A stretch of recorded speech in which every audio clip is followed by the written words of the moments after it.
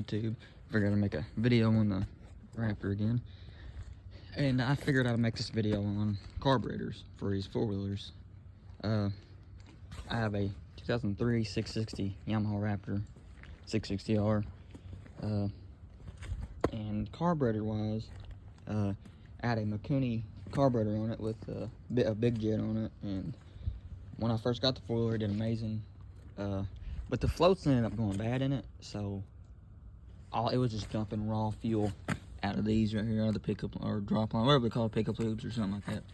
But it was just dumping raw fuel out of it, and you'd be driving down the road. It'd be fine for a minute, then it starts sputtering real bad, and it would run out crap because all the gas was just pouring out of that because it wouldn't get no fuel. So I'm rebuilding the Mikuni carburetor on it for now, or I'm rebuilding it. But for now, I ended up buying a cheap eBay carburetor. Well, it was about $100 off of eBay or Amazon, I can't remember. But a lot of people say don't. They like to talk bad about these carburetors, and I understand, because I've had bad luck with them in the past. Like on my Bear Tracker, I got a cheap Chinese carburetor for it because it needed a carburetor rebuild, and it ran out crap. Don't matter how you tune it, just ran awful. So what I did, I just ended up rebuilding my Mikuni carburetor. But I actually rebuilt it. It's weird because you rebuild it. I rebuilt it with Chinese parts, basically, like Chinese. I think it was a Chinese kit. It's literally the same parts that the Chinese carburetor has, but it fixed it and it runs amazing. Cranks up every time, cold, no matter what temperature. Same with this one. This is a Chinese carburetor, and cold and it starts up every time. Now you do have to let anything carbureted, you have to let it warm up or it won't run or not. But once it's warmed up, it runs amazing. I'm waiting on the Mikuni to get the big jet kit. I mean, it already had a big jet kit in it, but I'm waiting for it to get rebuilt. The floats in it as well went bad in it.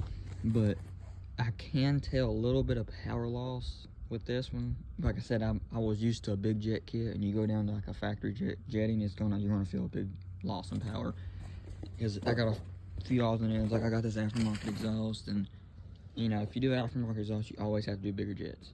And like I said, I went back down to that. It does seem to run. It doesn't seem to run lean or rich. I know the other carburetors seem to run pretty darn rich, but like I said, it had a big jet kit in it.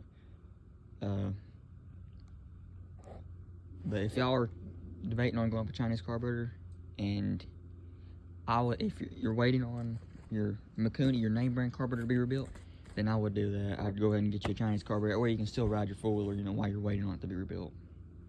But like I said, my buddy he has a dirt bike, and it had a cheap Chinese carburetor on it.